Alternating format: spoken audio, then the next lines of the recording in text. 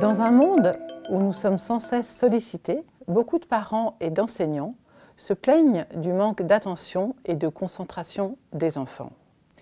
Éduquer à l'attention, c'est le meilleur moyen de les aider à apprendre à se concentrer. L'attention, ça commence dès le plus jeune âge, à la maison, avec des activités d'éveil, des activités de loisirs que l'on peut s'amuser à faire ensemble. Ce sont des moments d'attention conjointe et collective qui apprennent plus tard à se concentrer.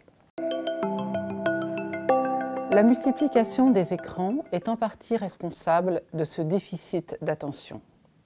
Ils captent littéralement l'attention au détriment des activités que l'on pourrait faire ensemble en famille, comme préparer une recette de cuisine, construire une cabane ou même tout simplement prendre un repas en famille.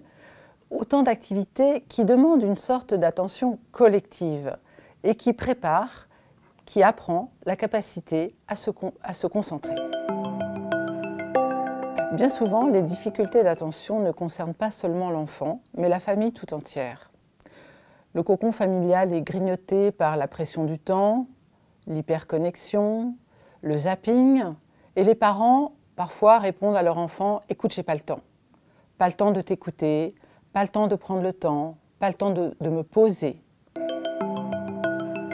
Un autre ennemi de l'attention, c'est le stress, qui peut contaminer toute la famille avec un effet de vase communicant entre les parents et les enfants.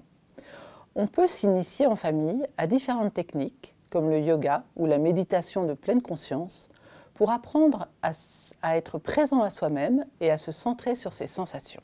L'idée étant d'évacuer le stress, de se connecter à son corps, et de se créer un espace libre dans la tête pour s'entraîner à être attentif. Il faut s'efforcer de protéger l'attention de l'enfant. Pour cela, il faut l'aider à se créer une bulle d'attention. Prenons l'image d'une poutre. L'enfant doit se déplacer du point A au point B sur une poutre. Il se déplace droit, mais il suffit qu'il ait une distraction. Il va se laisser distraire, la tête peut se tourner et il risque de tomber. Eh bien, l'attention, c'est pareil. Pour ne pas tomber de la poutre, lorsqu'on entend une distraction sonore, visuelle, on peut s'efforcer de ramener l'attention au milieu de la poutre, et ainsi on reprend le contrôle de son attention. C'est un apprentissage, mais qui permet ensuite de mieux contrôler son attention et sa concentration.